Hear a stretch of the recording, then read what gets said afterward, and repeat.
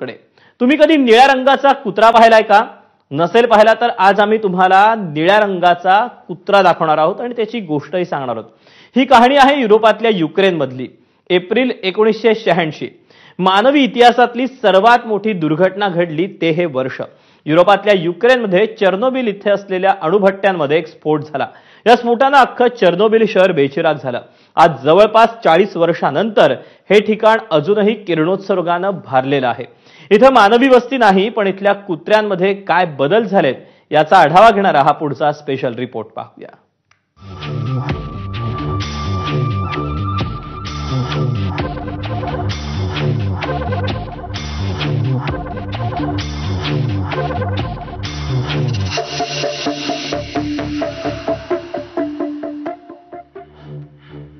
Chernobyl दुर्घटना। जवळपास 4 दशकांपूर्वी युक्रेनमधल्या चेर्नोबिलमध्ये अणुभट्ट्यांमध्ये स्फोट होऊन एक भयंकर दुर्घटना घडली। या दुर्घटनेत अनेकांनी आपला जीव गमावला तर हजारोंचं स्थलांतरण झालं। मानवी इतिहासातली ही सर्वात मोठ्या दुर्घटनांपैकी एक दुर्घटना मानली जाते।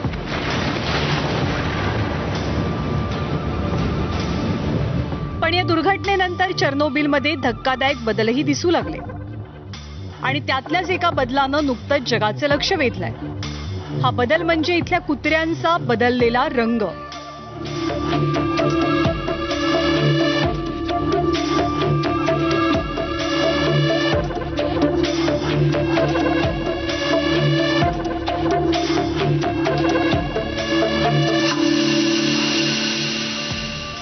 चेर्नोबिलमध्ये आज 40 वर्षांनंतरही किरणोत्सर्गाचा प्रभाव कायम आहे। 1986 साली जेव्हा इथल्या अणुभट्टी क्रमांक 4 मध्ये स्फोट झाला त्यानंतर अख्खं चेर्नोबिल शहर मृतावस्थेत गेलं। पण या भागातले प्राणी, खास करून कुत्रे, तिथेच राहिले आणि गेली 4 दशकं या एक्सक्लुजन झोनमध्ये त्यांनी आपलं अस्तित्व टिकवलंय। पण त्यांच्या बदललेल्या रंगानं आता शास्त्रज्ञांना सुद्धा बुचकळ्यात टाकलंय। 2022 साली खरं तर पहिल्यांदा शास्त्रज्ञांना चेर्नोबिल परिसरात काही कुत्रे दिसले। त्यांचा रंग किंचित निळसर झालेला। सुरुवातीला हा किरणोत्सर्गाचा प्रभाव मानला गेला, पण पुढच्या संशोधनात असं आढळून आलं की प्रत्यक्षात इथल्या धुळीमध्ये असलेलं धातूंचं प्रमाण आणि इथल्या पर्यावरणीय घटकांमुळे कुत्र्यांमध्ये हे बदल घडून येतात आणि आता हे निळ्या रंगाचे कुत्रे चेर्नोबिलमध्ये मोठ्या प्रमाणात दिसू लागलेत। रेडिएशनमुळे चेर्नोबिल परिसरातल्या रासायनिक घटनांमध्ये मोठे बदल झाले। चेर्नोबिलमध्ये धूळ, धातूचे कण आणि किरणोत्सर्गाचं प्रमाण जास्त आहे। लोखंड, कोबाल्ट किंवा इतर धातूंची सूक्ष्म धूळ ही कुत्र्यांच्या शरीरावर बसते, त्यामुळे इथल्या कुत्र्यांचा रंग हा निळसर दिसतो। कुत्र्यांमधला हा बदल जनुकीय बदल नसून तो पर्यावरणातल्या बदलांमुळे झालेला आहे। धातूंची धूळ मोठ्या प्रमाणात असलेल्या भागात निळ्या रंगाच्या कुत्र्यांचं प्रमाण जास्त दिसतं। गेल्या 4 दशकात चेर्नोबिलमधल्या कुत्र्यांनी पर्यावरणाशी समतोल साधलाय। त्यांनी किरणोत्सर्गाचा सामना करण्याची क्षमता विकसित केली आहे। त्यांचा रंग जरी बदललेला असला तरी आयुर्मान आणि प्रजननावरती मात्र कोणताही फरक पडलेला नाही। याचाच अर्थ इथल्या रेडिएशन झोन सोबत त्यांनी स्वतःला जुळवून घेतलंय। मानवाच्या एका चुकीमुळे निर्माण झालेल्या संकटाला कदाचित निसर्गानंच दिलेलं हे एक प्रकारचं उत्तर असावं। सिद्धेश कांसेसह ब्युरो रिपोर्ट, एबीपी माझा, मुंबई। आणि यानंतर आता आणखी एक वेगळी बातमी। चीनचे 3 अंतराळवीर नुकतेच एका मिशन अंतर्गत अंतराळात झेपावले, पण या अंतराळवीरांसोबत आणखी 4 पाहुणेही या अंतराळवारीत सामील झालेत। हे पाहुणे आहेत 4 उंदीर मामा।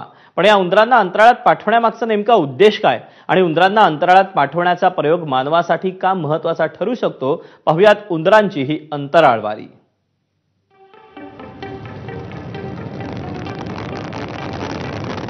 आजवर अंतराळामध्ये माणसासोबतच अनेक प्राण्यांनीही यशस्वी अंतराळ वारी केली। लायका नावाच्या कुत्रीसह माकडं, मांजरं, कबुतरं, कासव आणि असे अनेक प्राणी बऱ्याचशा देशांनी आपापल्या वेगवेगळ्या मोहिमांमधनं अवकाशात नेले।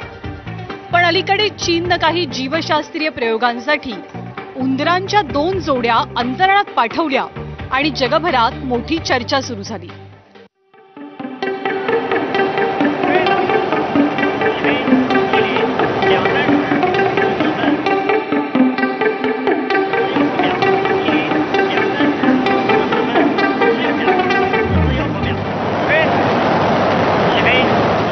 उंदरांच्या या मिशनचं नाव आहे शेन्झ्यू 21. हे मिशन 31 ऑक्टोबर 2025ला लॉन्च झालंय.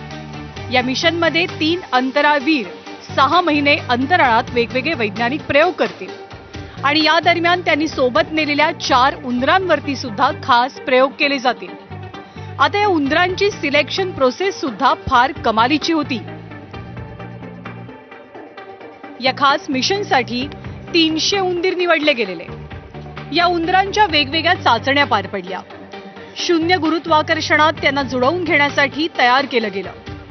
या सगळ्या प्रक्रियेशी अनुकूल झाल्यानंतर 300 मधनं केवळ 4 उंदरांची अंतराळवारीसाठी निवड झाली. त्यामध्ये 2 नर उंदीर आणि 2 मादी उंदरांचा समावेश आहे. आता या प्रयोगाचं नेमकं उद्दिष्ट काय ते सुद्धा जाणून घेऊया. दीर्घकाळ अंतराळ मोहिमांच्या दृष्टीनं उंदरांवरती अवकाशात खास प्रयोग केले जातील. अंतराळामध्ये पुनरुत्पादन, वाढ आणि विकास यासारख्या जैव प्रक्रियांचा अभ्यास करणं. उंदीर जनुकीय पातळीवरती माणसाशी बरीच समानता साधणारे प्राणी आहेत. उंदरांवरती अंतराळात केलेल्या प्रयोगांमुळे भविष्यातील मानवी मोहिमांसंदर्भात काही निष्कर्ष काढण्यात येतील.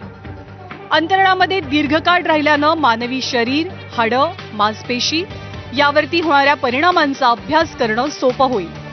नवीन तंत्रज्ञानाच्या नुसार उंदरांचा अगदी जनुकीय पद्धतीने अभ्यास करण्याचा प्रयत्न चीन करत आहे, ज्याच्यामध्ये भविष्यामध्ये जर मानवाला दीर्घकाळ अवकाशामध्ये पाठवावं लागलं, काही वर्ष जर जायचं असेल किंवा त्याहीपेक्षा जास्त काळ अवकाशामधून जायचं असेल तर माणसाच्या अनेक पिढ्यांना अवकाशामध्ये पाठवावं लागेल आणि त्या प्रकारचे प्रयोग आधी उंदरावर करण्याचा प्रयत्न चीन करत आहे.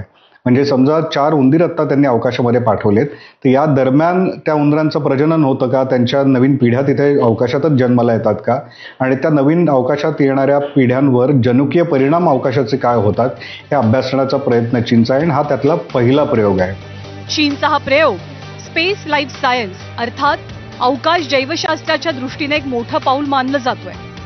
उंदरांचा हा अंतराळ प्रवास आपल्याला जरी गमतीशीर वाटत असला तरी त्याचा अर्थ आणि व्याप्ती बरीच मोठी आहे. हे 4 उंदीर या संपूर्ण मोहिमेदरम्यान मानवाच्या शेकडो प्रश्नांची उकल करू शकतात. इवल्याशा उंदरांची ही छोटीशी झेप अवकाश संशोधनात मानवासाठी मोठी उत्क्रांती ठरू शकते. सिद्धेश कांसेसह ब्युरो रिपोर्ट, एबीपी माझा. थायलंडमधली मिस युनिव्हर्स 2025 स्पर्धा यावर्षी ग्लॅमर, झगमगाट आणि भव्यतेपेक्षा वादामुळे जास्त चर्चेत आहे. इथे मिस मेक्सिकोला एका परीक्षकानं अत्यंत अपमानजनक पद्धतीनं वागणूक दिली आणि त्याचा व्हिडिओ व्हायरल झाला आणि जगभरात